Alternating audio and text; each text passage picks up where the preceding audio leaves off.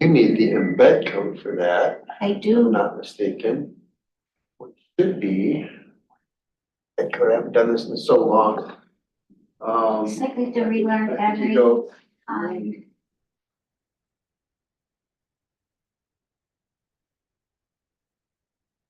It's streaming, so we're good there.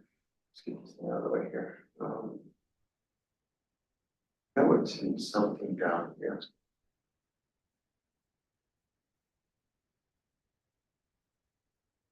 Settings.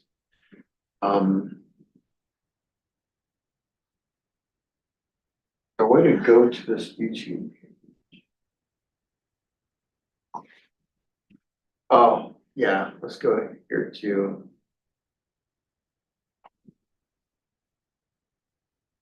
Oh, well, I should stick sign in on it. I on your channel.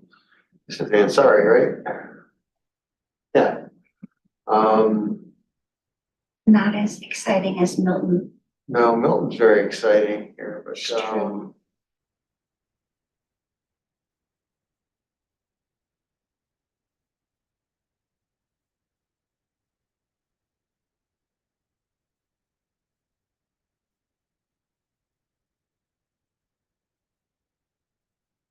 something says live.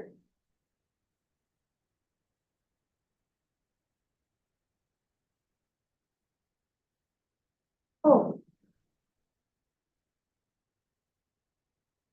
Let's go into this. I want Ansari's live video.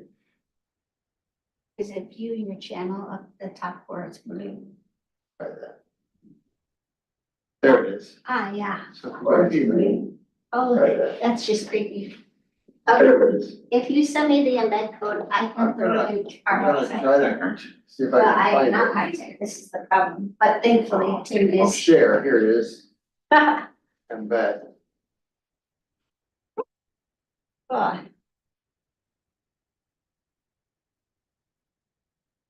Tied up with Denise and them yet? Did they show up yet? they have not showed up, but you know what? Where's my phone? They might have texted me. Need to open an email now. Can you chat me maybe? No? Zoom, if you log into the Zoom, I can. Hold on a sec. You might wanna be in there anyway, just for fun, but, what- I'm okay. Now I'm in Zoom. are you in this meeting? I am. Make sure you mute your microphone. You don't wanna, gonna get some weird stuff if you don't. Want me to be in the meeting? Okay. Yeah. And I want to. There you go. Yeah. Progress. Something's on. Turn your speakers down.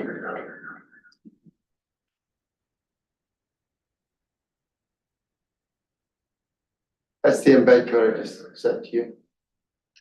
1 second. Once you get that, you don't need to stay signed in.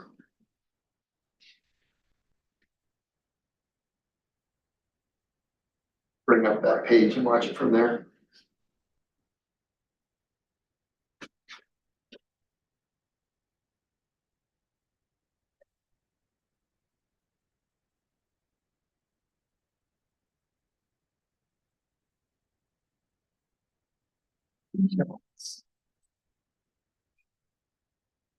For you, just. Oh, just have. Oh, yeah, yeah. Excellent. Asked her. I did write it to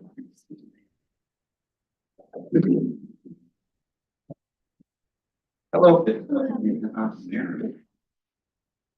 From there, Oh. so it's, I mean, it's doable, it just is. Not on. Yeah, so it's. Yeah, that'll be an hour. Change, yeah. There you go. Iframe or Just just fine. frame?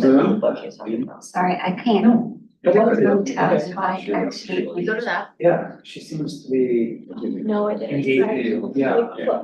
Always on YouTube channel now. But See yeah, what's it was on there. gonna ask him about it. Yeah. Then I was like, look, I don't want to Um, like. Let me see if. Yeah. Yeah. Very nice. Stuff.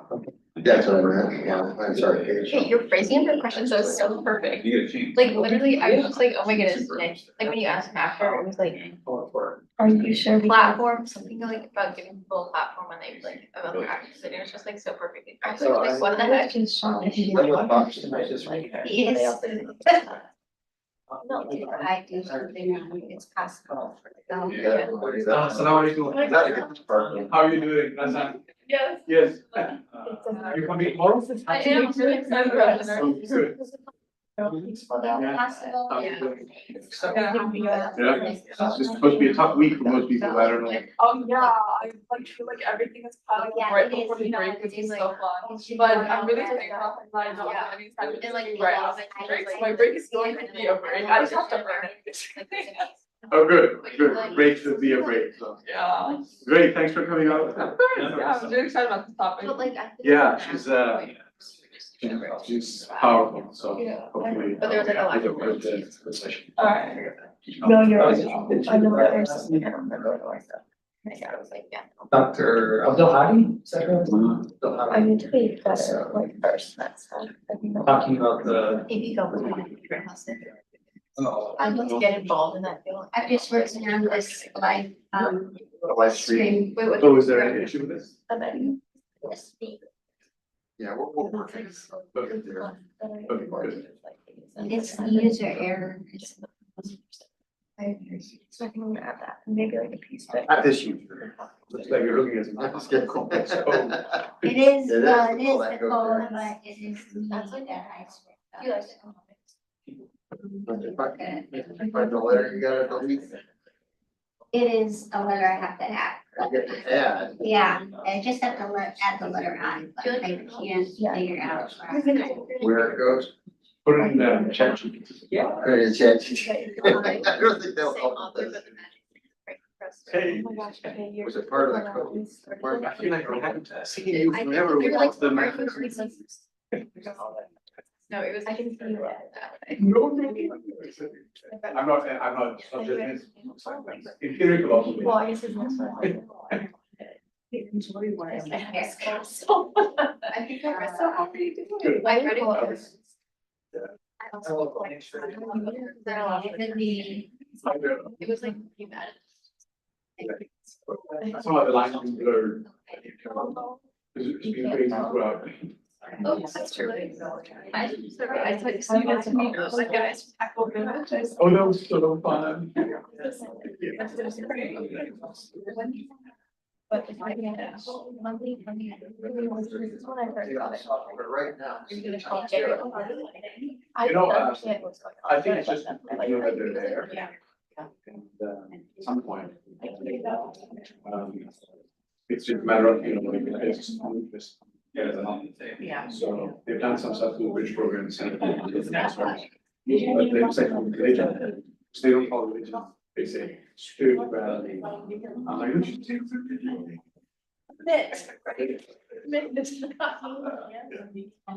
Well, thank you for. Oh, thank you for planning on, it's always good to, better together, better together. This was good. I kind of rough day. I don't know what happened there. How we didn't go outside. As the day there. Yes, it's going to be at that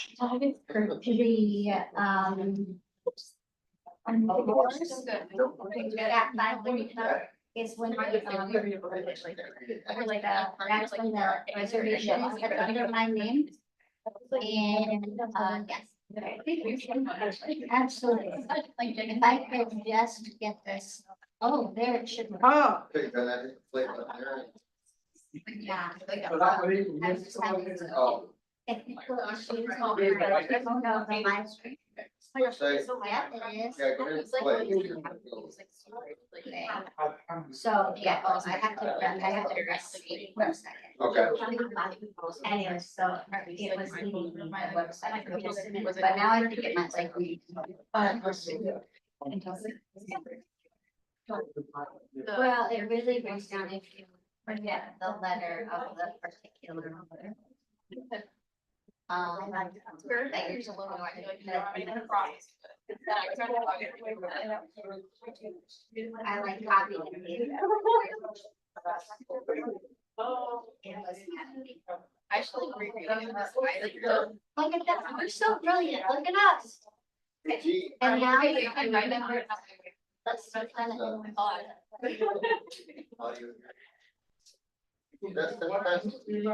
Oh, I got it. Really? I think it's just kind of like. Go ahead, sign on. What? Is he gonna have a car for this? Some you should. Gee.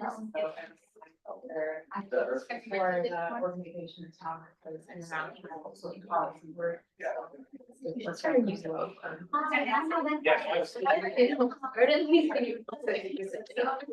Yeah.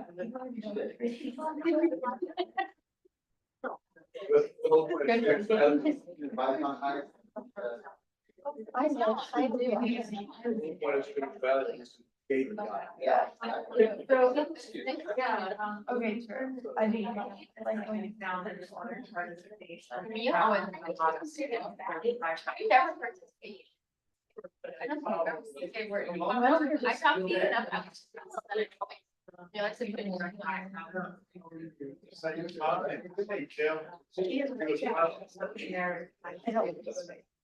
No, but like, we're so like.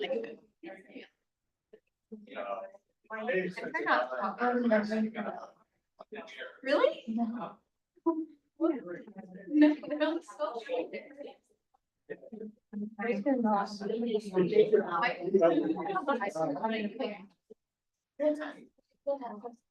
Oh, yeah. Colin has read studies that. Yes, it Not a house. It is not a house. I've been listening. It's like an old house, it's like. They're like, she might. Oh, yeah. I see. The keyboard will move something. Like, I do. It was sweet. Yeah. I just been son. How are you off? The other two smell a little bit. I just didn't. Drive. I have to yell at them, but Oh, I- keep the things laying around.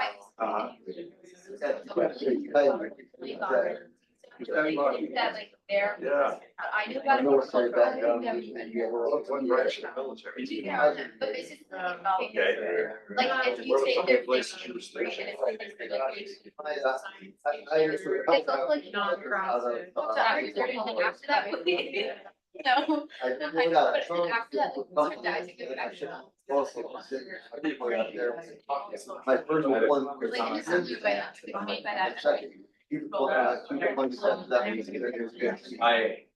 It's one of those things And where. it's still belongs to A them. lot of people. Getting humanitarian, not only the next monitor, because the island is to try to. Sometimes be a little low, but it found some very. Yeah. So really, and you made that. No, no, it's all. No. It is, I recognize it, so. And I'm someone who, you know, I have very much. Things like, but. I will always.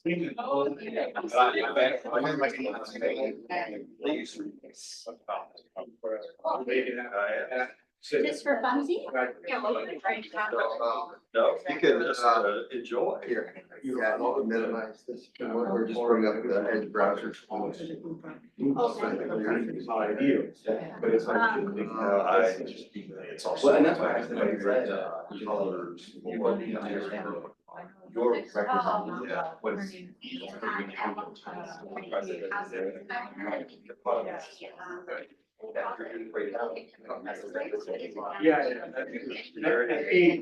No, I see, yeah, that's a, right, and I said that not as a review to the ones they're doing, but rather just so they have that context going forward. And so, and I also am so Midwestern, I'm saying, and I'm not saying this about you know. But yeah, I appreciate it. Okay, good, thanks. Reminds me, I should announce the event for tomorrow. It was something that was, I'm not a good driver and I think that was the. Yes. I don't see it here right now. Yeah, I think I would. Yes, absolutely. And, very fast. Yeah, let's make it over to. Yes. I think it's gonna spread all over.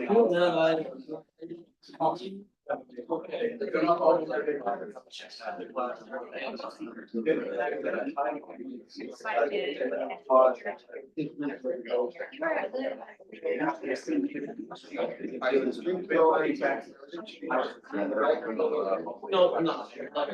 So like.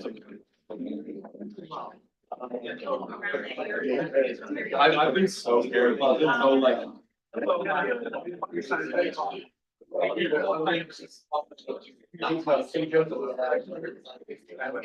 Comments of Jesus and Mary. I'm not gonna accept it.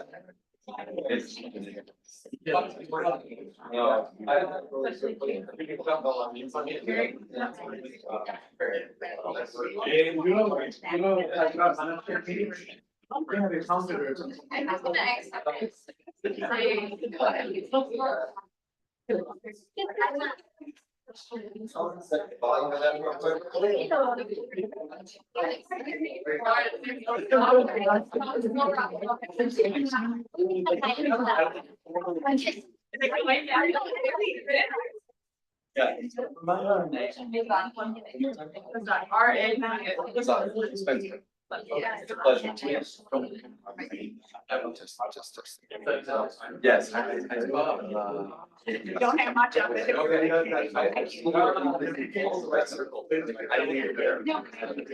Very Paul. Yeah, Paul. No, they're on school. You know. Yeah,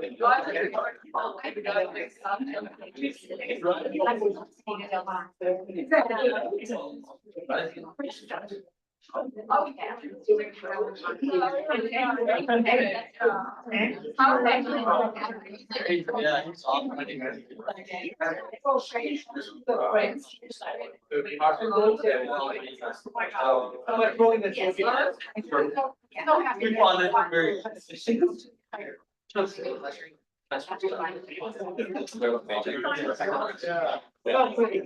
There's friends in the.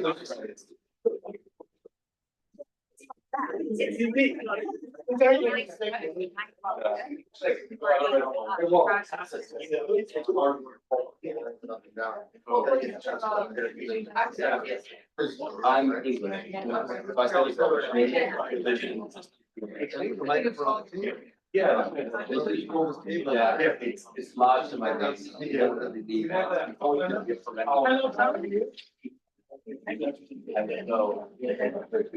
I long. Oh, yeah. The other people don't, didn't, for a wilderness, it's not a problem. But it is.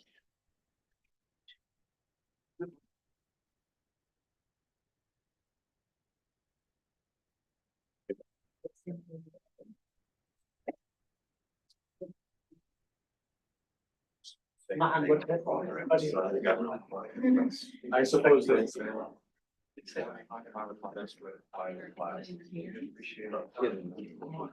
I love it. I think that'll work fine. This table is good. You can actually, we'll call you. I can't. Yeah, please. Sorry, there's some seats in the front. If you'd like to take a seat, we're gonna get started. It's good.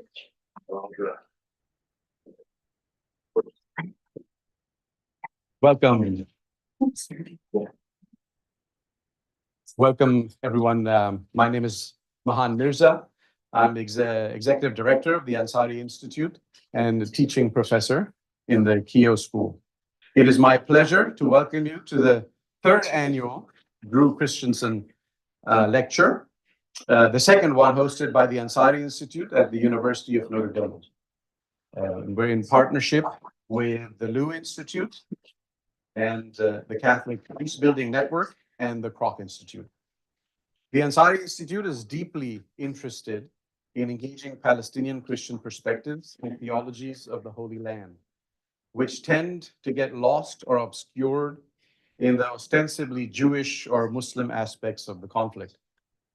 If Palestinian aspirations have been marginalized in the scholarly and public conversation about Palestine, then Palestinian Christians are a margin in the margins.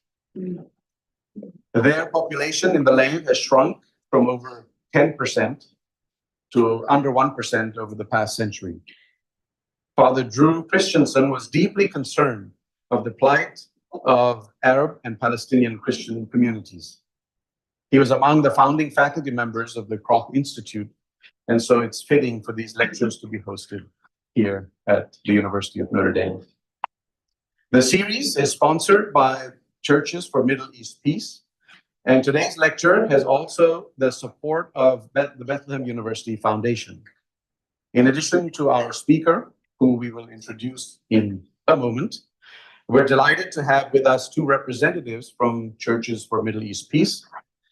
Sir Jeffrey Aboud, he chairs its Catholic Advisory Council. He has been knighted by the Vatican into the Equestrian Order of the Holy Sepulchre of Jerusalem. He's edited two books, A Great Cloud of Witness, The Catholic Church's Experience in the Holy Land, came out in 2014, and Is Peace Possible? Question mark, with the Assembly of Catholic Ordinaries of the Holy Land. And so we're honored to have you here. So Jeffrey, welcome back to Notre Dame and the Ansari Institute. Also representing Churches for Middle East Peace is Dr. Benjamin Norquist, who will say a few words about the organization and the Drew Christensen lecture series before I come back to introduce our speaker for today. In his work with Churches for Middle East Peace as Director of Academics and Grants, and with the Network of Evangelicals for the Middle East as the Director, Dr. Benjamin offers education and advocacy to help Christian communities see and pursue Jesus's ethics of peace, justice, and nonviolence for the Middle East. Dr. Benjamin's own work is on the interaction of religious beliefs with contemporary politics. His doctoral research explores how educational sectors become ideological backgrounds. His dissertation is a regional study of Palestinian colleges and universities in the occupied West Bank. It highlights how Palestinian educators and learners navigate features of the Israeli occupation, its physical features, bureaucratic, psychological, and epistemological, as these institutions, as they pursue an education that seeks to nourish Palestinian roots in the land. So first, please welcome Dr. Benjamin Norquist.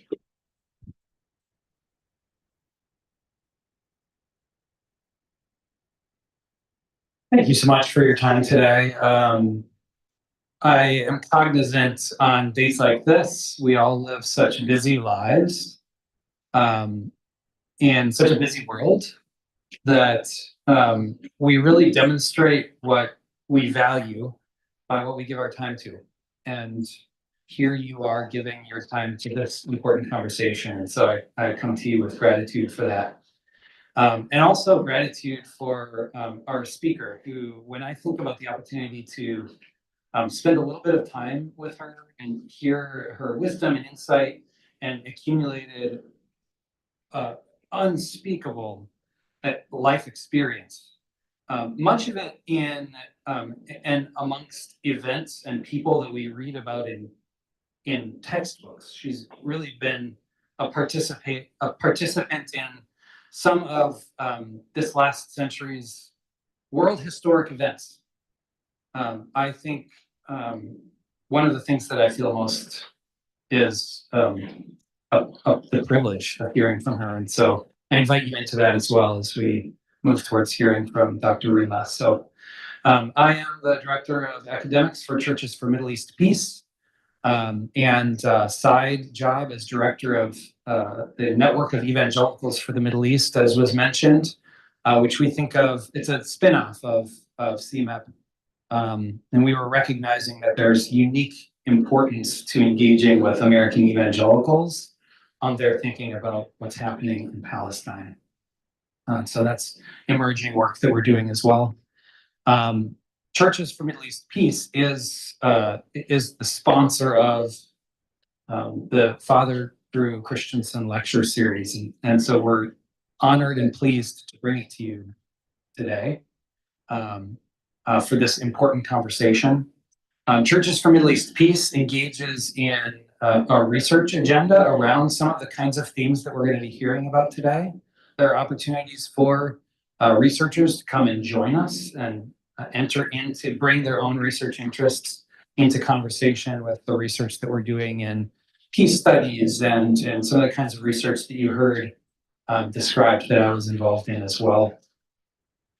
We also are an educational institution and engage with our 35 communions and member denominations who are members of CMAP, representing Catholics, Orthodox, and Protestant from around the world. Millions of Christians who are represented as members of CMAP and who we seek to engage in learning more deeply and carefully about what's happening in Palestine, Israel, and the wider Middle East as well, and our relationship to it as American Christians.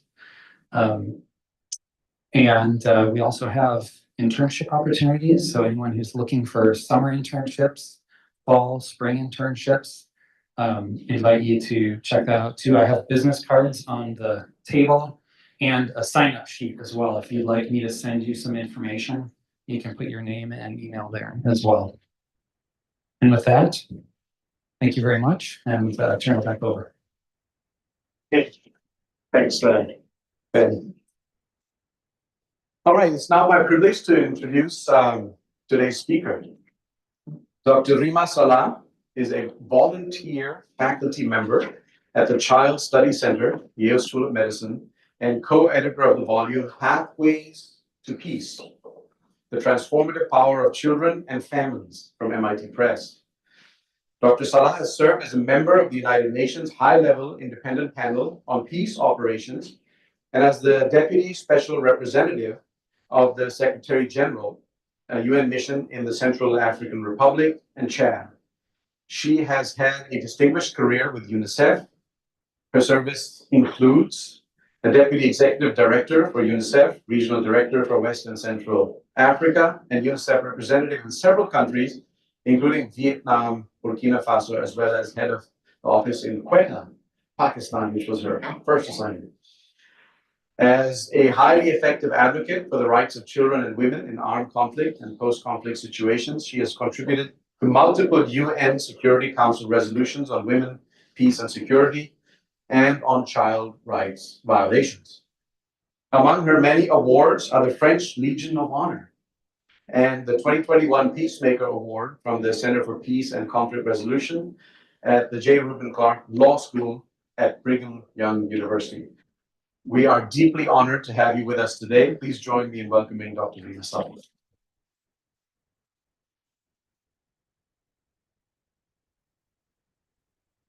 Thank you.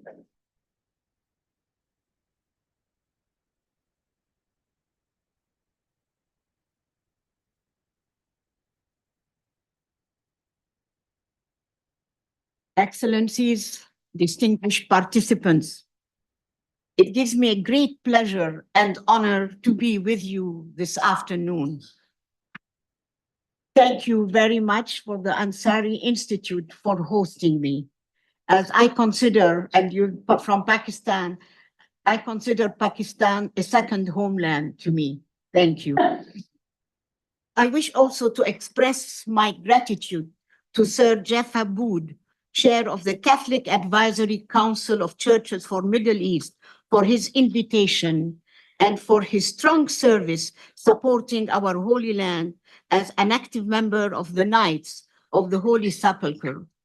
Also as a friend and colleague and advisor of our esteemed brother, the late Father True Christensen, who worked with the local Catholic Diocese of Jerusalem, where he knew also my sister in her work with the Justice and Peace Commission established under the wise direction of our esteemed retired patriarch, Michel Sabah.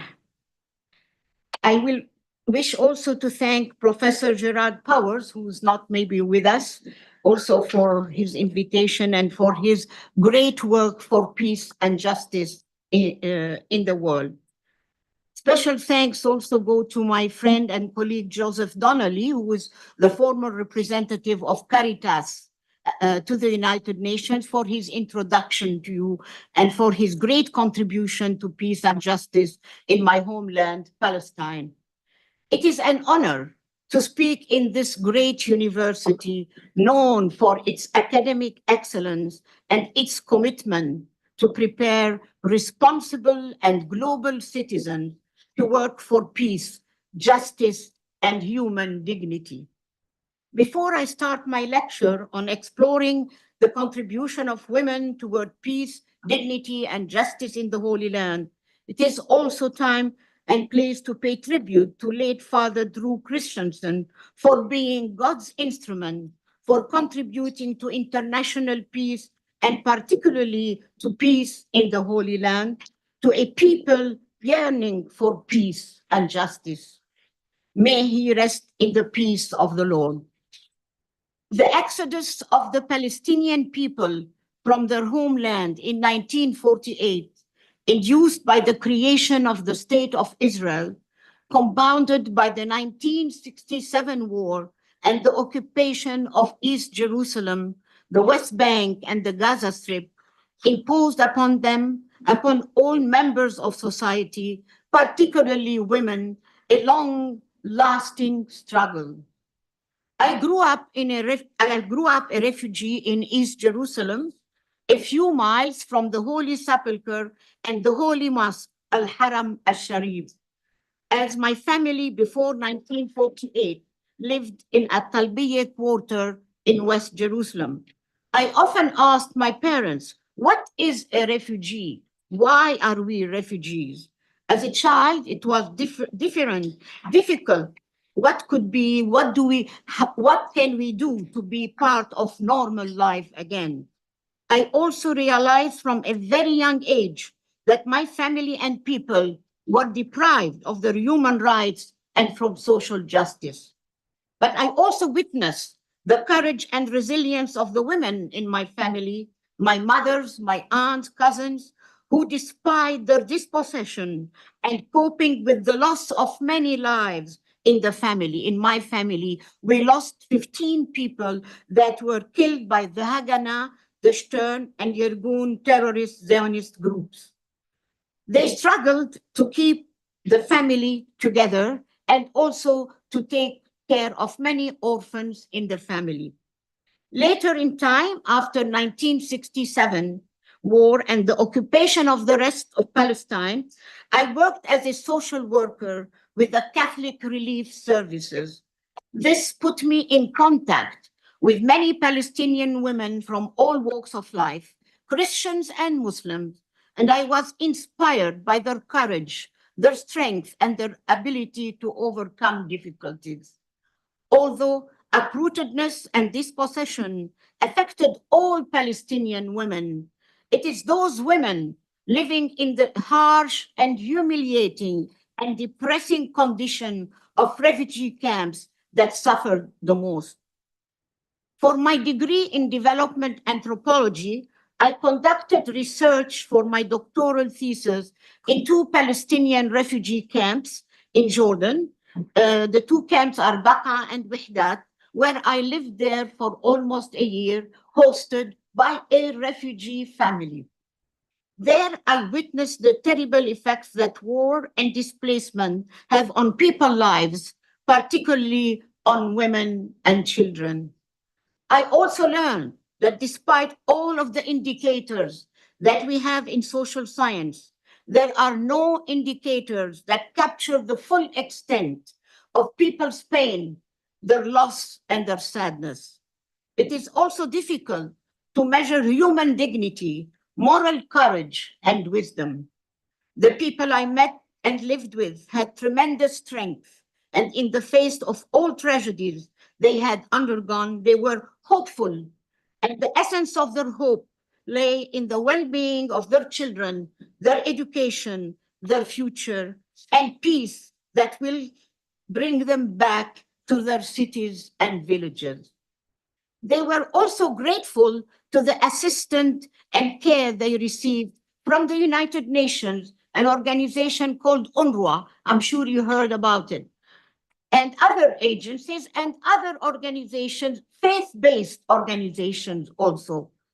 Their appreciation of the United Nations and its services in the camps resonated with me, as I always believed in the transformative power of the international body to maintain peace and justice in the world. Its charter, which was signed by many members in San Francisco 78 years ago, starts with "We the peoples of the United Nations." We are all the peoples of the United Nations, determined to save succeeding generations from the scourge of war, which twice in our lifetime has brought untold sorrow to humankind, and to reaffirm faith in fundamental human rights and dignity of the human person. It further says to practice tolerance, and live together in peace with one another as good neighbors, and to unite our strength to maintain international peace and justice. The Charter provided an ideal, concrete platform for the pursuit of peace and justice, social progress, and human rights, upholding the principles of accountability, justice, and particularly the rule of law. It is important to stress here that the United Nations Charter and subsequent conventions and resolutions are in harmony with the highest religious insights and teachings of love, peace, justice, and human dignity, spreading a culture of peace and reconciliation in the world. There were other groundbreaking resolutions that I mentioned because they are very important, where they were passed only 2 years ago or 3 years ago, sustaining peace resolutions. They are very important because the resolution confirmed the vital role of women, youth, young people like you, families and communities in preventing conflict, in peacemaking, in peace building, and sustaining peace. So peace is not only written in the United Nations, peace, we make it. Families and communities build resilient societies.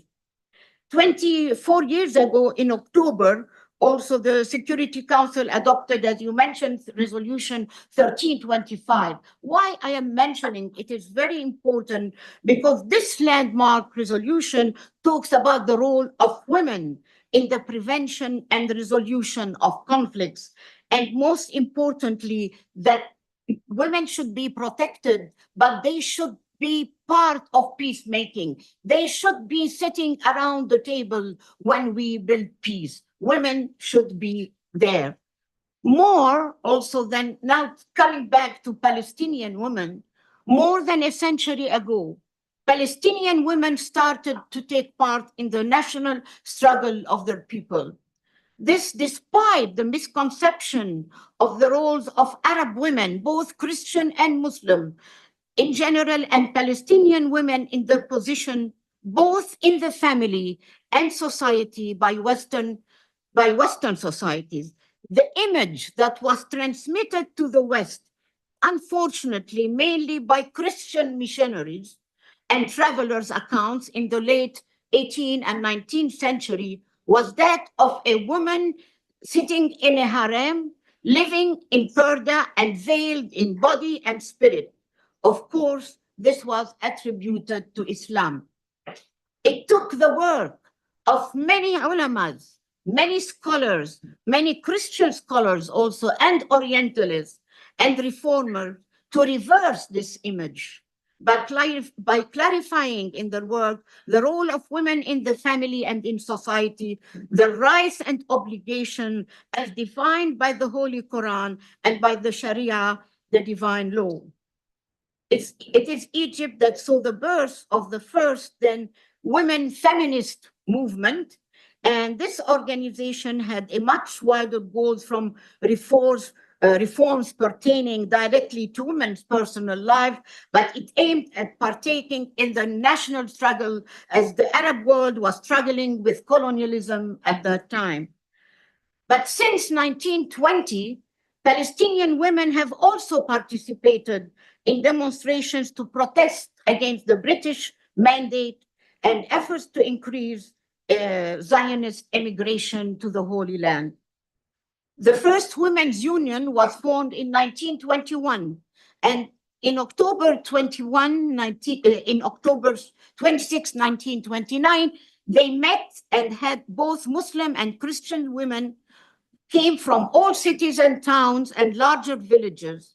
And they had a delegation that went to speak to the High Commissioner, to the British High Commissioner, with a letter to send it to the King of England, saying, we, the Arab women of Palestine, having been faced with great economic and political difficulties, and seeing that our cause has not so far received the sympathy and assistance of your country, of your kingdom, we decided to support our men in this cause, leaving aside all other duties and tasks in which we were busy before. An Arab Women's Conference also was convened, and it was held in Cairo with many women from all around the Arab world, but it was mostly the Palestinian problem that was discussed in women's conferences.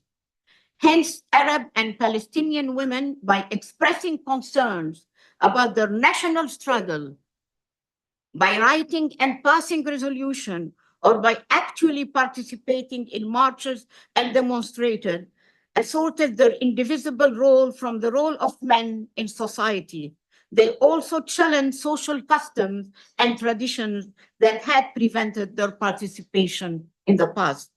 So the social and political struggle of Palestinian women remained part of women's movement in the Arab world. The particular plight of Palestinian women drew the attention of the World Conference of the United Nations in Copenhagen in 1980, and it called for a report on Palestinian women every year. Until now, the United Nations in March receives a report about the situation of Palestinian women. And some women from other countries said, why only Palestinian women? But anyway, they received this report from on Palestinian women. It is in this context of devastation and destitution and complexity that the Palestinian women's movement continued its journey to advance peace and justice. And you know, after the 1948, the Nakba, we call it the Nakba, which is the catastrophe in English. In that state of chaos and great instability, also women rose to the occasion, together with the Red Cross, the Red Crescent, to provide humanitarian aid and food to the refugees.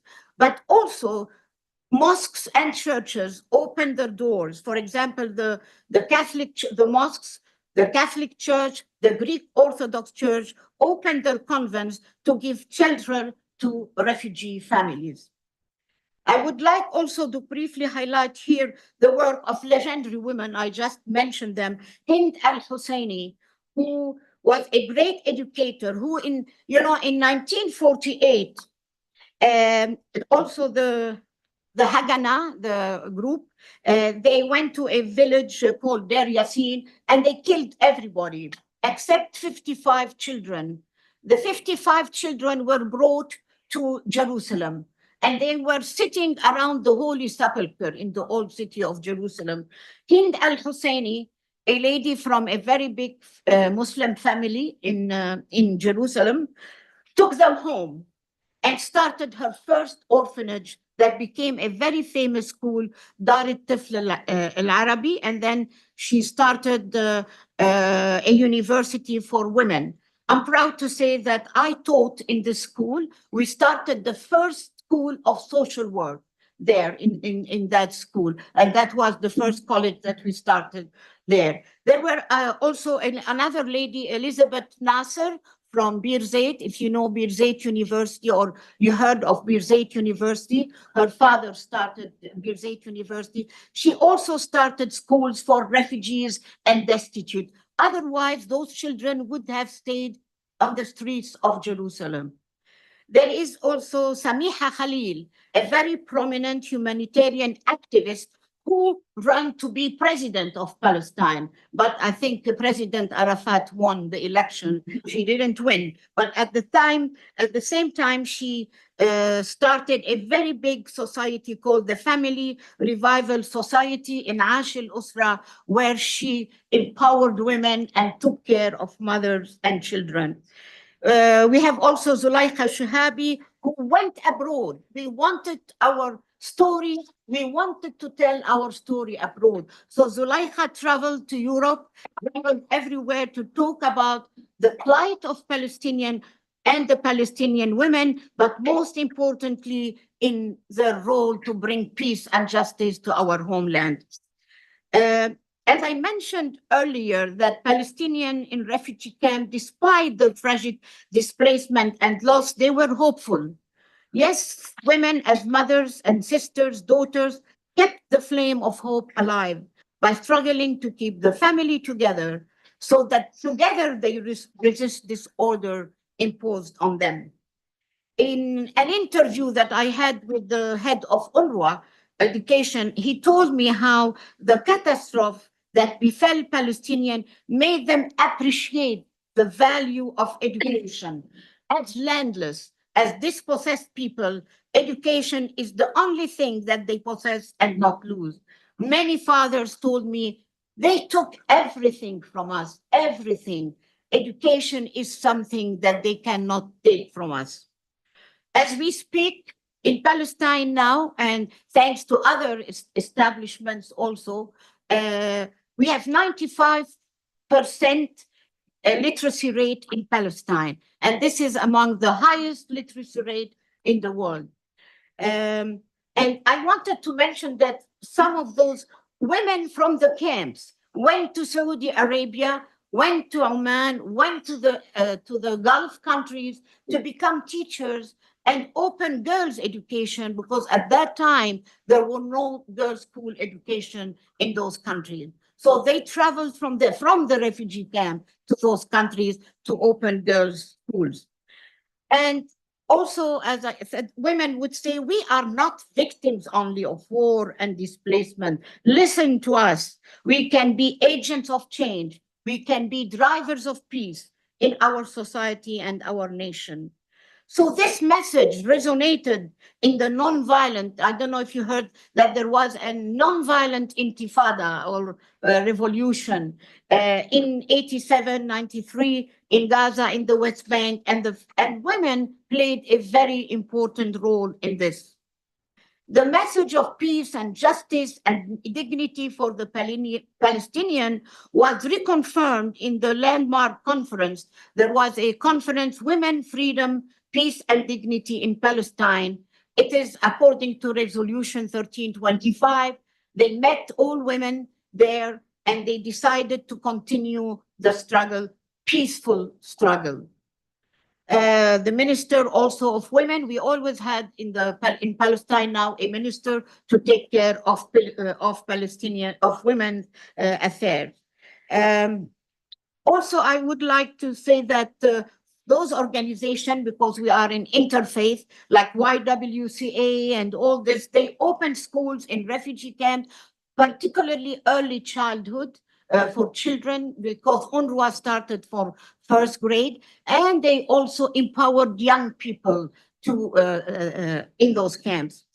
I also would like to speak about the Sabil Theological Center, work to empower the whole community. The Sabil Theological Center is on the way to Bethlehem. It's near Bethlehem, and they focused on God's love for all people across different denominations, reinforcing the role of religious leaders in spreading the tidings of peace. We had also another program called Kairos, a program also to develop and secure a wide respect for justice in the Holy Land. So this message of urgency to act now went from Bethlehem, as you know, the holy city of Bethlehem, to the world. Also, we have the Pax Christi International and other organizations that help. Every year, there is something called the Day of Prayer. They hold a day of prayer for Palestine. And last year, they held a day for prayer. And the theme was, I beg you, bear with one another in love. At this meeting, there was a lady, a young lady called 20 years old, Lina Abu Aqle. She is the niece of Shireen Abu Aqle. Shireen Abu Aqle is one of the journalists that was killed in Jenin, was telling the truth while telling the story of Palestine. So Lina said, talking about her aunt, Aunt Shireen dedicated her life telling the stories of Palestinian experience and being the voices of the truth. She further said, speaking the truth is a form of loving resistance because it calls the oppressor back to their humanity. She added, her memory now nourishes the earth from which we will gain strength to continue telling the truth and demanding justice. Yes, let us continue telling the truth, not only because truth-telling is a virtue, but as one of our prolific writers, Palestinian prolific writer, Ramzi Baroud said, because words can kill.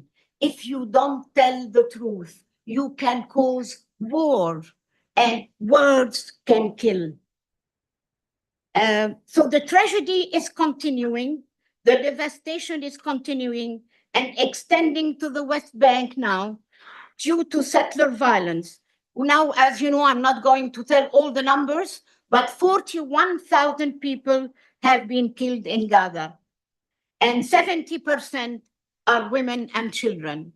More than 37 mothers are killed every day. More than 37 mothers are killed every day, according to an organization called UN Women.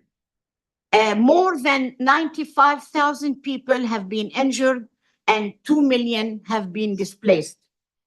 Health centers, hospitals, including faith-based hospitals like Al-Ahli and others, education establishment, because we are in an education establishment. I want to tell you that we had 12 universities in Gaza, only 12 universities. They are flattened, they are gone. 400 scholars, 400 schools destroyed, 6,000 students killed. Because we are here, I say 100 professors were killed, and 2 deans of universities were killed. As to the survivors, according to Francesca Albanese, who is the special rapporteur from Human Rights to Palestine, but she was never allowed to go to Palestine. She, as a person in charge of Palestine from the United Nations, she was not allowed to go there. She says, these people in Gaza, they will carry a trauma having witnessed too much death and experience destruction, homelessness, emotional and material loss. UNICEF, my alma mater, says that Gaza is the worst place to be a child in the world. At this time, it is the worst place to be a child.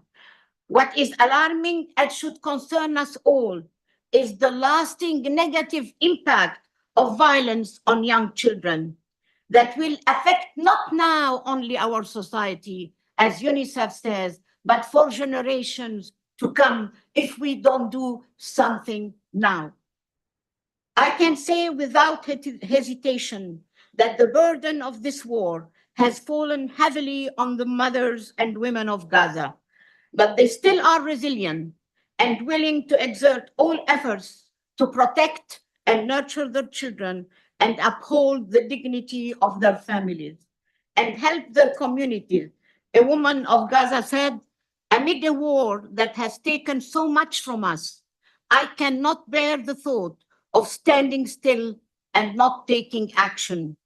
So women are joining local and non-governmental organizations to cook food, to distribute meals, to displaced people, and also address other humanitarian needs that particularly women and girls need. The needs are different, and we need really to help there. The local NGOs also are helping by like the International Women Organization. And we also, I mean, another organization called Global Network for Women Peace Builders. We are helping local organizations and at least empowering them to do the work, because some of us could not go to Gaza now. So we are working through the local organizations. Also, we are working to bring women together. It is very important to bring Israeli women and Palestinian women together. And I can say proudly that, and we are very grateful to Israeli women for their courage to stand for Palestinian women and for peace and for justice. For example, there is the organization Women in Black or Women Wage Peace and Parent Circle Family Forum. Parent Circle Family Forum it brings Israeli parents that lost children and Palestinian parents that lost children. They bring them together to talk together.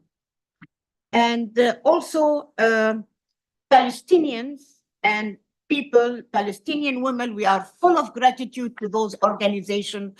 For example, we brought together women lawyers, Palestinian women lawyers, and Israeli women lawyers called Isha to Isha. In Hebrew, it's women for women. And they also work together. We cannot go there, but we have Zoom meetings together and we meet them. So we are full of gratitude also to the religious establishment, the faith-based organization, interfaith institutions for their moral and substantial support during the darkest days of the Nakba, until now, as the tragedy and deprivation continues. We can say it's a second Nakba dawn. And as I see you sitting there and all, for example, universities like Bethlehem universities and other universities also are working hard to, for education, training of young men and young women. And when we see those Catholic establishments, the number of Muslim students is larger than Christian, because the Christian in Palestine is less than the Muslim. But we are not considered an ethnic group or aqaliyya in Arabic. We are part of society. We are together, Christian and Muslims together. It's important to say, because it is not known outside, that first there are Christians in Palestine and that they are Palestinian, they're Arab Palestinians, and they work together. Now, what do we need to do all together here in this big establishment with students, with professors? We need all together. We are stronger when we are together. To move ahead, with a far greater sense of urgency to change the tide of violence. We have to change the tide of violence for Palestinian women and their families, and for all children and families in the world that are also suffering from war and are being displaced. And we need to support actions to end and prevent grave violations committed against them and their children. We need all together to raise the voices of the resilient Palestinian women and other women so that they echo throughout the world, in churches, in mosques, in the conference rooms of the United Nations, and let them tell their stories. We never hear them. They should tell their stories of sacrifice and determination to take their hopes and dream in hands, to forge a better future for themselves and their children, and to live in hope. We need all together, especially religious leaders, religious institutions that have powerful moral assets. They have to raise their voice and say now, stop the war now, stop the bloodshed, stop the war on women and children. As another activist, Palestinian activist who lost her husband in Lebanon in 1982 during the war, Jehan Helou said, a Palestinian woman, yes, she said, if the murder of thousands of children does not stir your hearts or your humanity, what will? What will stir humanity of our leader? What? As also Reverend Munzer Ishaq says, silence is complicity.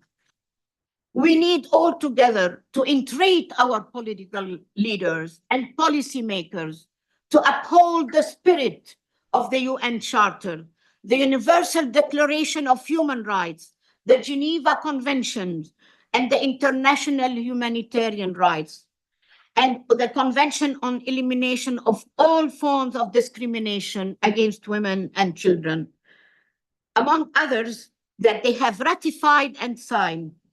And also in adopting in 2015 the Sustainable Development Agenda that puts people at the center of development, aiming to foster human well-being, prosperity, peace, and justice. In 2015, I was sitting in the UN room when they were all there, including His Holiness Pope Francis. He was there, the Pope. They said not to leave anyone behind and build inclusive societies that are free from fear. No society should live in fear in this world. All societies should be free from fear. Okay, they have ratified, and now what do? They are accountable. We have to hold them accountable to this because they committed. So also we have to contribute, as we are in the university here, we have to contribute to a growing body of peace building, peacemaking knowledge and practice. For example, we know that some Palestinians now, women and ulamas even, are trained in an academic university for nonviolence and human rights in Beirut, Lebanon. I am on the advisory board of this universities where we train in the Arab world. We have courses in human rights, and we train women and even religious leaders, and many ulama from Palestine went to this university. This knowledge should be enriched by religious teachings and ethics. It's so important. Now we have to engage in more and more interfaith dialogue, promoting peace, justice, and the dignity of every human being. Pope Francis recently said, all religions are paths to God. I will end with a quotation from the book, Is Peace Possible? And you are the editor, Sir Jeff. Yes, Christian Palestinians speak. Yes, we believe in a kingdom of God that is already there. It further says, In this kingdom, there are no borders, no walls, no fences. There is only one holy land in which people talk peace with one another. We refuse to be silent. And we as you as young people say, we refuse to be silent and we refuse to stop hoping. I also compliment this quotation from a Palestinian woman that I met many years ago. Her name was Fatima. Fatima was 90 years old. She lived in Baka camp. She said, my daughter, I am not opposed. I'm not against Jews, but I am against people who put me in this miserable situation. You know why? She told me, because Jews, Muslims, and Christians are Ahlul Kitab. They are the people of the book. That is why I will always have hope to go home. Of course, she went to her grave and she didn't go home, but maybe let make her wish happen. Yes, let us always have hope.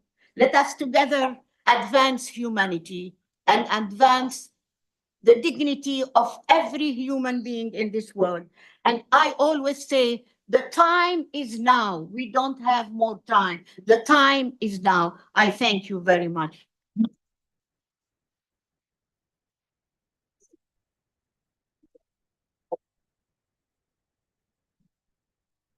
Thank you, Dr. Salah. We felt both the gravity and the power of that presentation and all of the experience that stands behind it.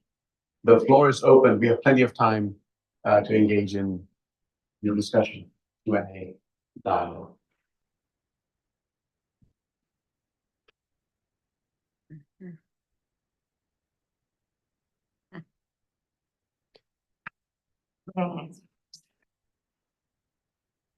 Thank you very much. Yeah. Pleasure having you here. Do you have any, Yeah. do you have any advice or recommendations on how to enhance the Christian dialogue with Muslim countries that are more isolated, like Iran? Coming from that country, I know they understand very little about the Christian world, the Muslims in Iran. They understand very little about the Christian world and the role of the Christians in Palestine. In your experience, what are ways to enhance this connection and understanding? We should, work together. We should make a, there is a, even 2 weeks ago, what happened at the United Nations, that they were discussing a new pact for the future. There is a big difference between the global north and the global south.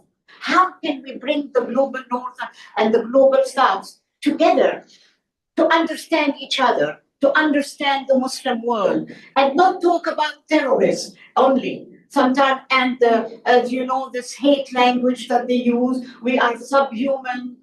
This is a language of war. This is considered at the United Nations as violence when you say this. So we have to make them understand about first what is happening, the Nakba, the problems and all this, and maybe bring, and we have now many Western women talking to women from the global south, and it happened among women, but it should happen more about with men talking together, and it really should influence our leaders. Like even His Holiness the Pope yesterday in a letter said, what is the West doing? How can they condemn and say what's happening in Gaza is right, that they are defending themselves?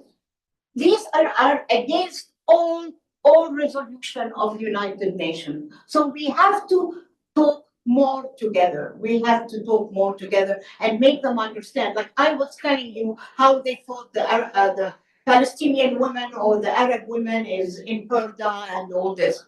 So we have to make them understand and talk to each other like we talking with Israeli women. Even Palestinian and Israeli women are talking together. Yeah. Spencer, I'm going to ask you to stand in the middle. In the middle. For the online audience and the. First of all, Dr. Salah, I wanted to say thank you so much for coming. It's a wonderful, wonderful talk and very helpful. What I have is a very small question, And that's the question of practical action, creative resistance that's nonviolent in contexts in the US. So if, for instance, you found yourself I found myself as a student at an institution that might be invested in weapons manufacturers that could be used in Gaza, what kinds of creative, nonviolent resistance should be taken beyond talking when talking is no longer an option? To resist the resistance, you mean? To create ways for peace. So Yeah. Yeah, it is first to make people understand around you in the communities what is the situation, and maybe and maybe to join other young people to make them understand what's happening and really influence your leaders, your what we call policymakers, because the war should stop before doing anything. The war, because until now, as I talk, they're still bombarding. We cannot do anything if the bombarding is going on and children still under the rubble. The other day, 2-3 days ago, they attacked a mosque. They attacked a church, the oldest church in Gaza, maybe the oldest church in the world, and mosques. So they attack mosques and churches. So you should, and you cannot send arms. You cannot send arms. The West is sending arms and is really fueling, as we say the word fueling, fueling this war. And this most importantly should stop, as I said, because children cannot continue dying. UNICEF said this is a war on children. It's a war on children. And you have more children under the rubble. And as our ambassador in New York said, they are in heaven, but they are also under the rubble. Thank you. I also had a little video. I don't know if you want to show it. We can try. It didn't come through on the email, but we can still try, yeah? Mm-hmm. But you can continue to ask the question. A little bit more. Yeah. Oh, so sorry. I have plenty of questions, but I don't mind the silence as the questions percolate. Let me give it to Sir Jeff. Could you share with us, you had shared with me before about how it was difficult at times in the Holy Land to tell who was Muslim and who was Christian until they passed? Could you share that with people? Mm-hmm. You are asking them? Yeah, I'm asking you, if you would mind. Sorry. I Can't just hear. want to understand. Yeah. So you had shared before about how it was difficult to tell the Muslims and the Christians until they died. Mm. Could you share that story with the people? About which one? About Just any, like they would go to the mosque or go to the church and you didn't know if they were until you saw them go to the story of bringing together. Yeah. Yeah. The story. If not, that's fine. Yeah. You can tell the story. No, she tells it better. Yeah, there are, yes, to bring people together, to bring, we have the interfaith, and that they're trying to do this, but it is not, as you told me today, what you're trying to do. For example, they're going to Jericho to bring women together, so we are trying, to do, it's being done. Despite the war, there are organizations are working on that, and to tell the truth, as we said, to tell the truth. Yes, because if we don't tell the truth, this will continue in the mind, and most importantly, the war will continue. Yeah, and I would like really to thank again all the establishments that are in Palestine. As I said, the mosques, they are trying their best, and you hear them. I just forgot to say that 200 religious leaders met at the United Nations 2 weeks ago, and also talked about, there is something called World Religions for Peace, and they also sent a message to stop the war. But most importantly, we should convince our political leaders. Yes. I will try to frame this conversation, this question the best way I can. So I'm looking at this, I'm thinking about what you have said through the lens of practical theological interpretation. Yeah. So first we have the descriptive empirical task of asking what is going on. We know what is going on. It's been going on for far too long. And then we move to the interpretive task of asking why is it going on? I think we know why this civil and uncivil unrest is taking place. But then we move to the normative task and then to the pragmatic task. The normative task, what ought to be going on? How do you bring the Palestinians and the Israelis together? How does that happen? Are there some examples of past experiences in the world that we could talk about? And then finally, the pragmatic task, concrete strategies of action.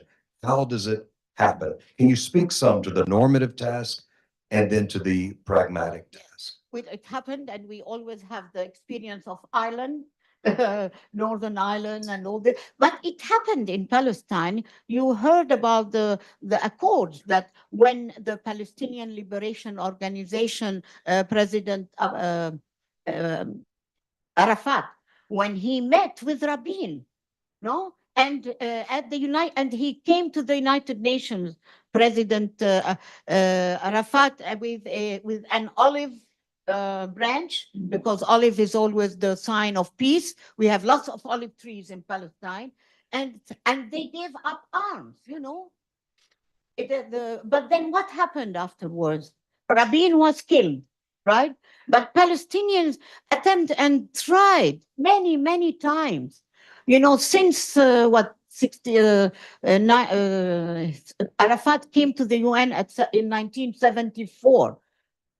I was there. I was not at UN. I was a student, but I saw him with the branch, and there were outside many demonstrators against him. Go home, Arafat. Go home, Arafat. So other demonstrators said, "This is what he wants. He wants to go home." Yeah. So you have heard about all the accords, and the authorities, the Palestinian, gave up all arms.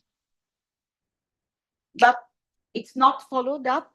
And we have talked about two-state solutions. The UN said all countries accepted two-state solutions. But then what do we have? Do we have any preparation for two-state solution when we have settlers coming more and more? Settlers coming and invading the land, invading people. So if we're going to have two-state solutions, first, occupation should stop. And there was a resolution long time ago. And settlers should go back because they are on Palestinian land.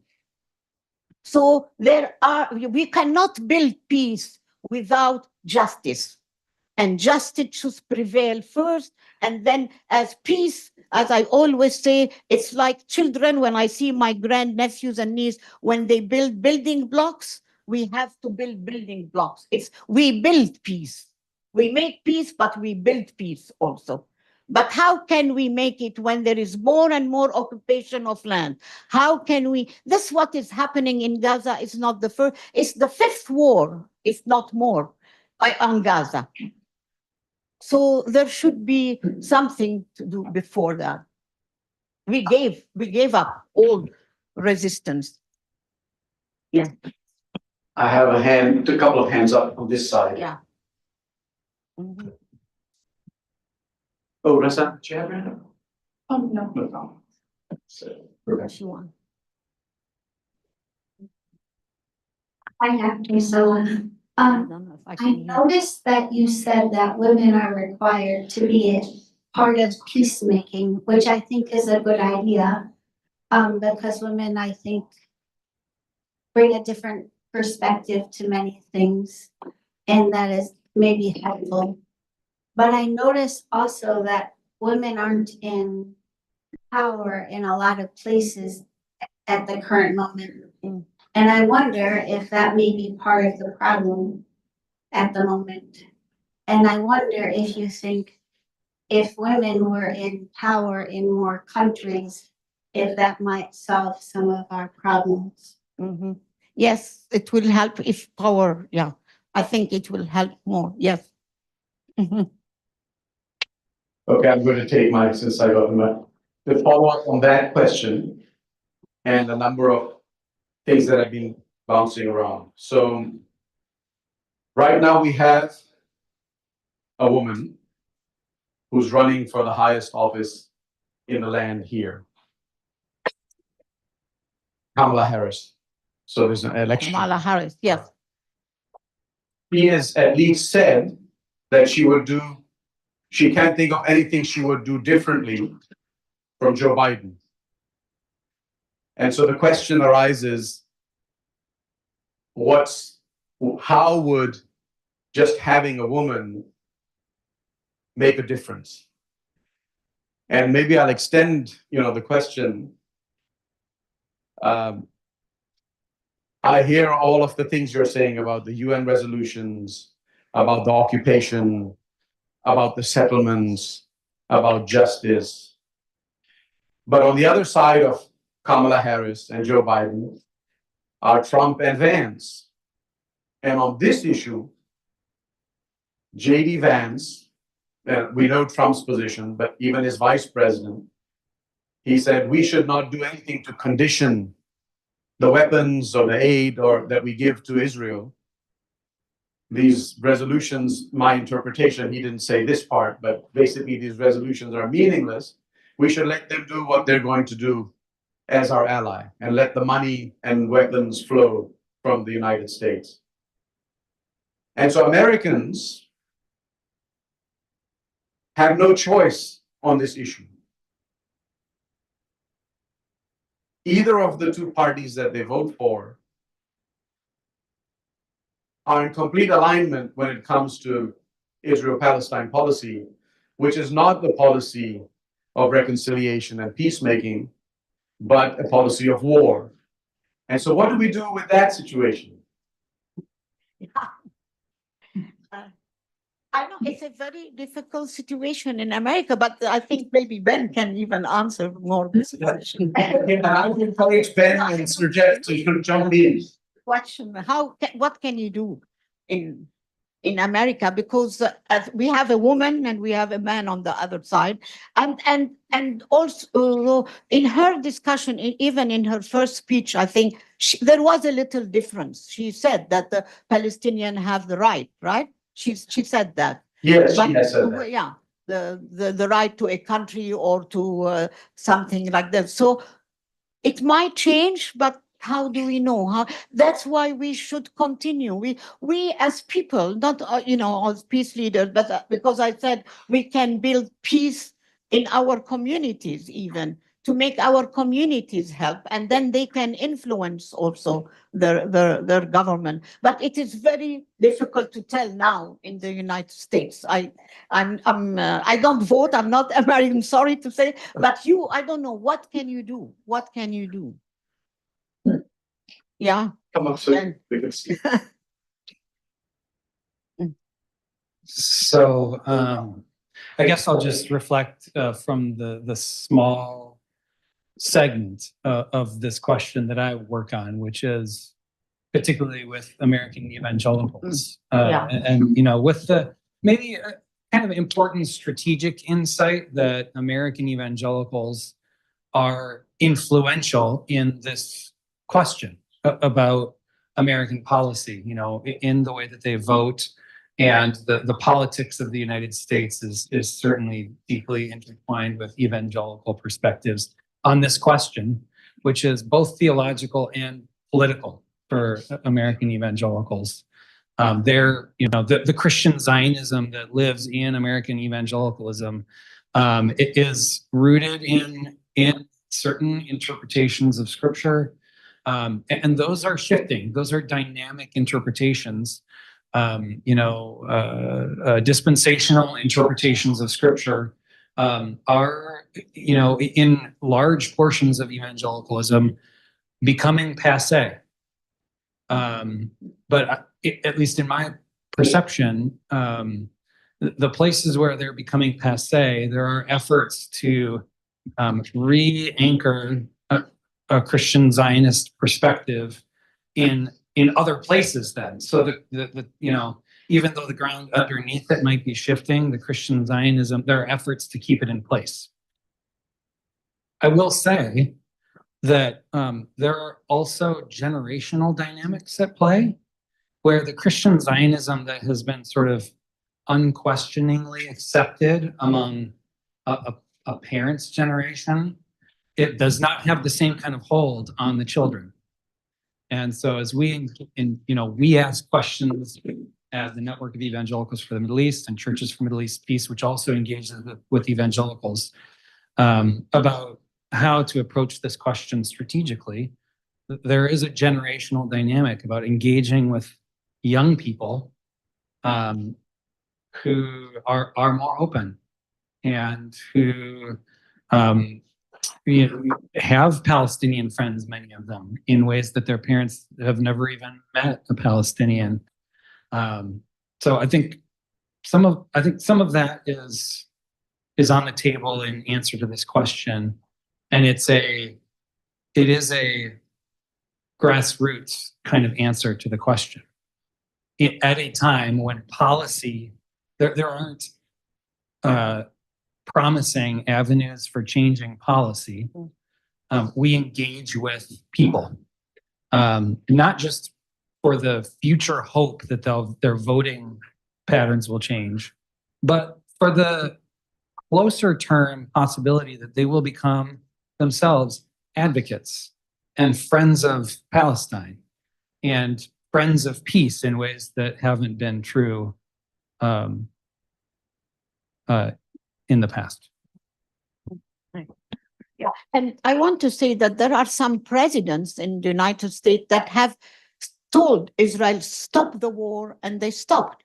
And there was a resolution, for example, at the end of President Obama's tenure, there was a resolution on to dismantle all settlers, yeah, and at that time, for the first, because usually the United States, like you saw, they veto, but at that time they did not veto, and the resolution passed. But what happened? The settlers are increasing. For example, I read that the Bush father, when there was a war, he told them to stop the war, and they stopped. They stopped the war. So the president should be strong enough to say, because they will listen. Yeah. They will listen to American.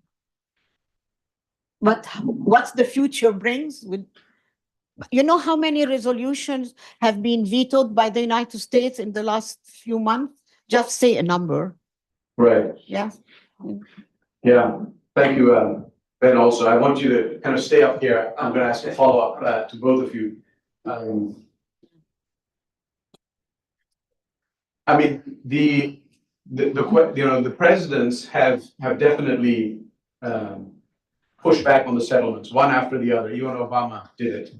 And I remember when Biden would land, on a visit to Israel, they would announce new settlements on that day, almost like, a kind of in your face.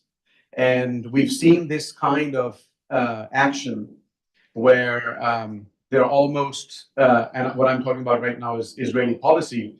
They found their nose at any attempt to change policy in the United States. And because whenever an American president tries to change policy, their phone starts to ring off the hook. It becomes the issue that consumes most of their time because of the lobbying. And I'm not making this up. This is in their memoirs. I mean, Reagan was accused of anti-Semitism, Ronald Reagan. And he's one of the presidents who articulates his love for Israel maybe more eloquently than almost any other president. So given this complex political situation, and I really appreciate both of your responses, here's the follow-up. I'm follow up to both of you, whoever would like to respond. When you speak about the generational shift, the shift in the conversation, and what I'm gonna play not devil's advocate, but I want you to respond to this concern that would come up from maybe people who are not in the room or not voicing that perspective. That is threatening. It's threatening to Israel.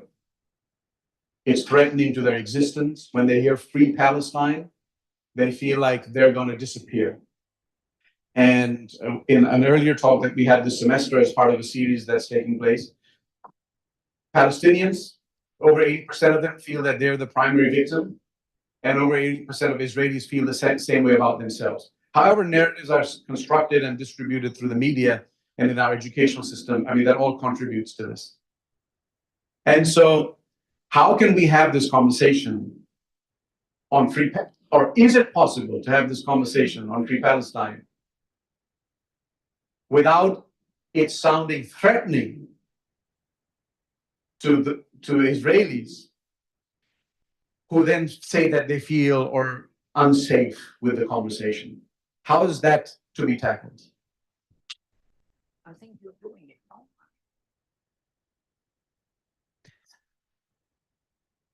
now. So one of the lenses that I use when I'm doing academic analysis and research on this topic is settler colonial theory, which which colonialism, just very very briefly and broadly, settler colonialism is the domination of an area or a people by another for the sake of transfer. And transfer is the transfer of people out of a land, other people into the land. Or you could talk about transfer as transfer of the land from one people to another.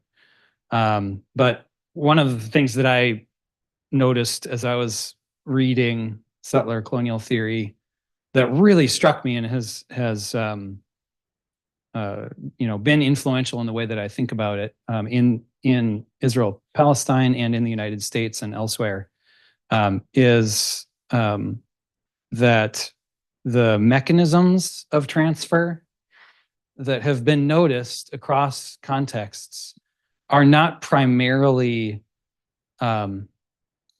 military. They're not primarily related to force.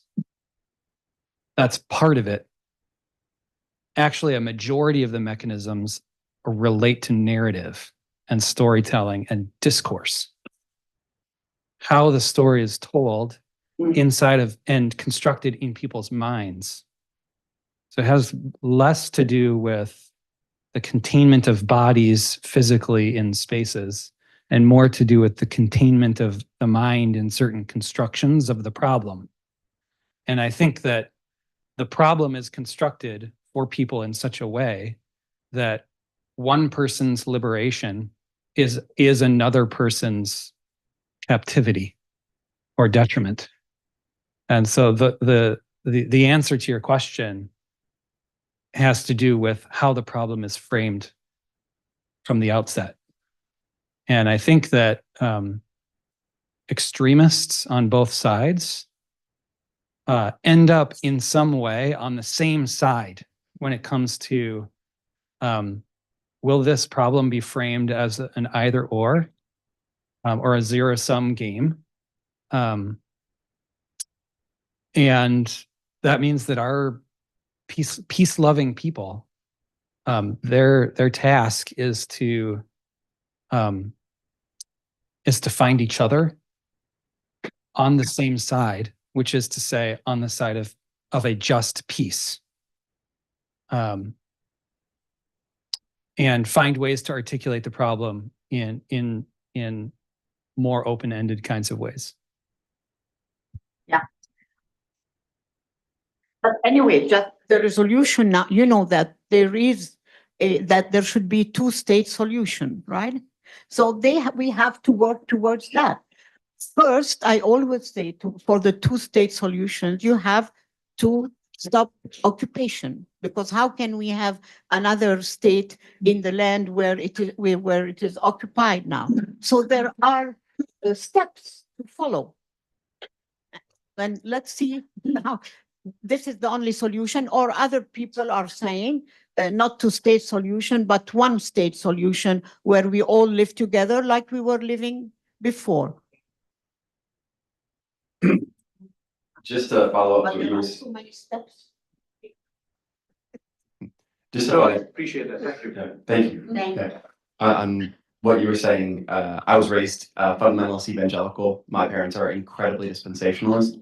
And I really appreciate the work that you're doing. I think the way you're framing this is perfect. Just two quick notes. The first is just adding to what you're saying about narrative.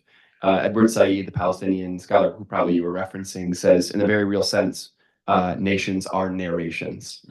And I think what you're saying is exactly right about that. The second question is, you mentioned that often the change you're seeing about dispensationalism and Christian Zionism is generational, and that's kind of the angle you're taking. Have you had much luck with older generations? Like sometimes I want to talk to my parents and it's not really working. I would say that more as a kind of a joke, but just in your experience, have you had positive experiences across generational lines? Yeah. Combating Christian nationalism and Christian Zionism. Yeah. So at CMAP and with the other hat that I wear with the other organization, I would say that actually, although we understand kind of statistically that there are generational dynamics at play, most of who we engage with are older generations. They are the parents. And the reason why we have an audience with some is not so much the generational axis, but actually an ideological spectrum. And they're not on the far extremes, the ones that we're engaging with, So we think of evangelicalism, which is itself diverse, doctrinally diverse, sociologically diverse, ideologically diverse, and to some degree diverse on Israel-Palestine, although it doesn't necessarily look like that from the outside. You've got Christians United for Israel, John Hagee type evangelicals on one extreme end of the spectrum, and we don't really consider them reachable. So the evangelicals that are represented by that approach are we don't expend effort there. But there is a whole segment of evangelicals who are Christian Zionist thoughtlessly, by osmosis. And for some of them, we're finding that it just raising the questions, there is some level of openness for engagement, and that's with the parents level. So, yeah.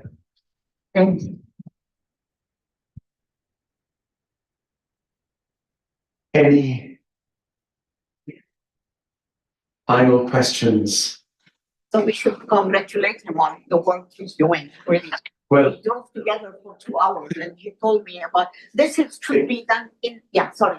I mean, what Dr. Knox is doing is really being done here in the community. I mean, it's not a United Nations person that is going to solve the problem, but people like you and many of you that can do it in your communities. To tell the story, and we're just asking that you tell the truth, and please do it with young people, also students. It's not just you have to march saying free Palestine or I don't know what, but just to know what is the story.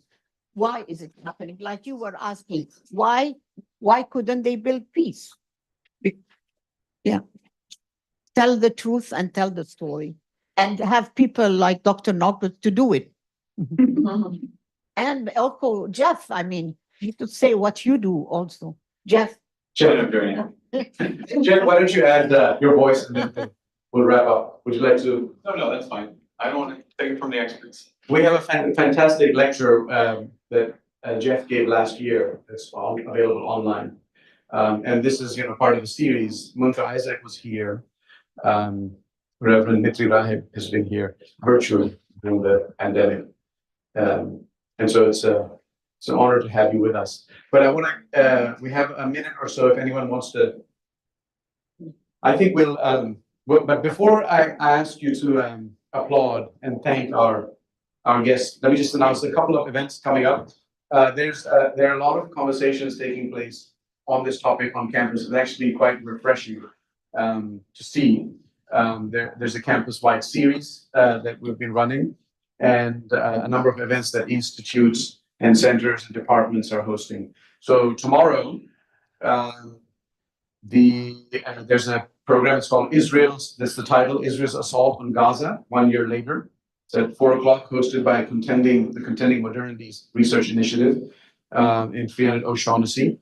And Raz Segal, who's Associate Professor of Holocaust and Genocide Studies at Stockholm University, he'll be here, and it'll be responded to by our own professor in the Kroc Institute, Ernesto Verdeja, who is also Associate Professor of Peace Studies and Global Politics and an expert in this area of genocide, along with Dr. Alia Pachianakis, who's a South Bend-based doctor and visited Gaza a few weeks ago, maybe a couple of months ago, with Doctors Without Borders. So that event is tomorrow.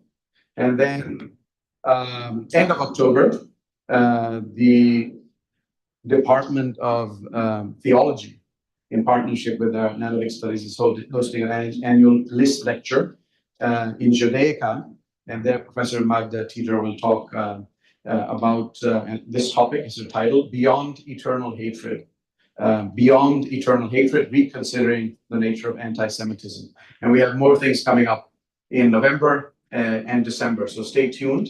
And we're grateful to see this participation today, and we thank our many co-sponsors. And most importantly, we thank our distinguished speaker for today, Dr. Rima Salah. Thank you for coming.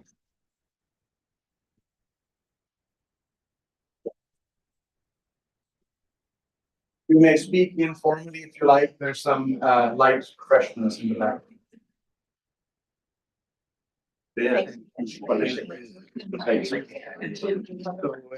So powerful. PhD in English. I study religion and poetry. Put a text. Yeah. It's pretty fun. I'm not evangelical anymore, but I have both the bachelor's degree and my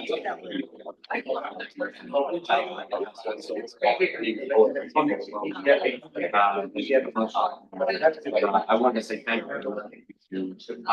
There's very familiar communities, or some subset communities, and it's important. Of course.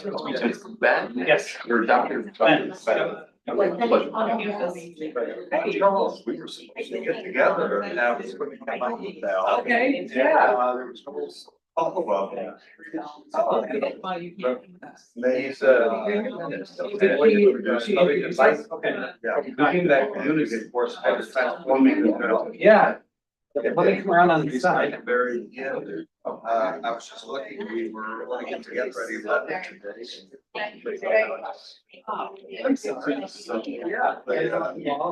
Okay, sure. We thank you. Yes, I love that. Yeah. Oh, thank you. Okay, I would put it together. Love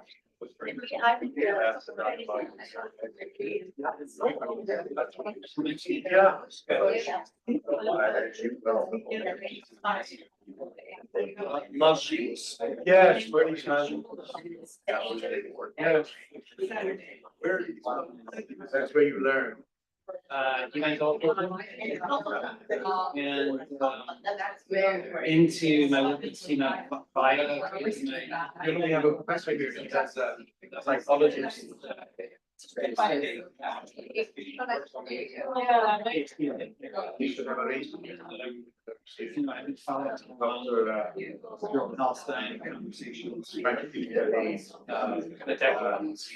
But she's inside the Kroc Institute. Topic. How I break.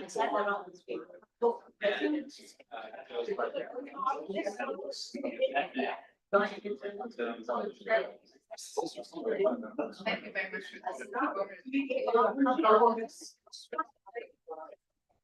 Gosh. Yeah.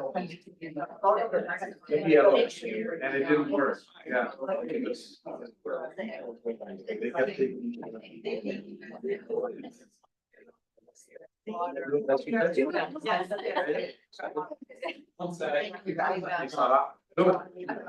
I heard it.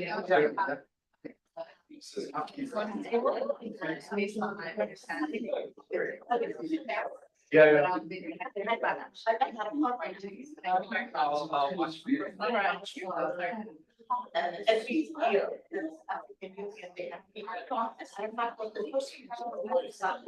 now, I'm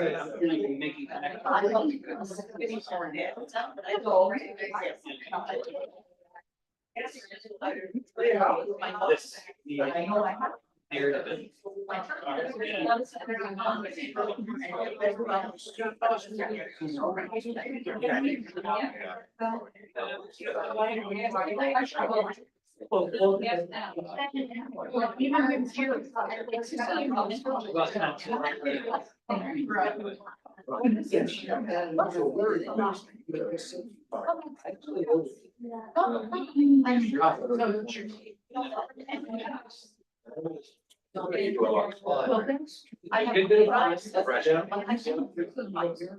Have you been able to travel to?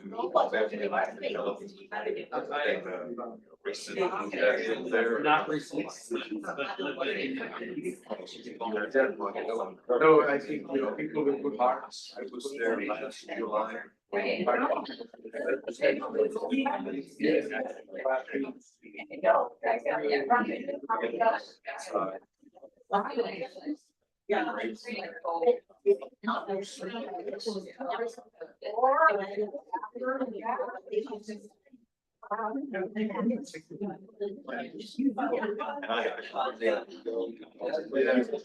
I was.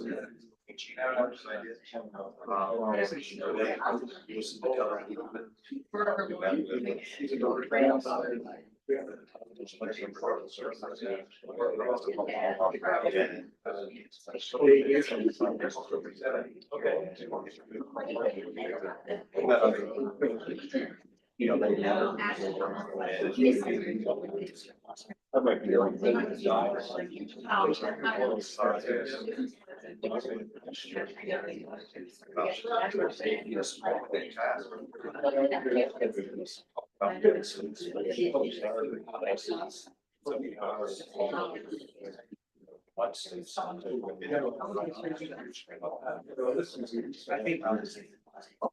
They should. It's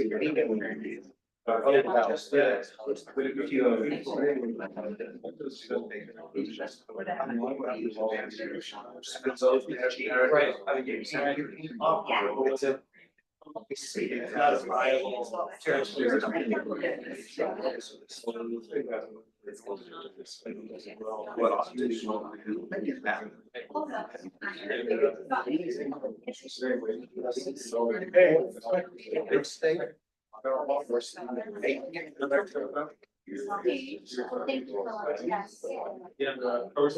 Yeah, yeah, right now, it's not about yeah, initially, joining that.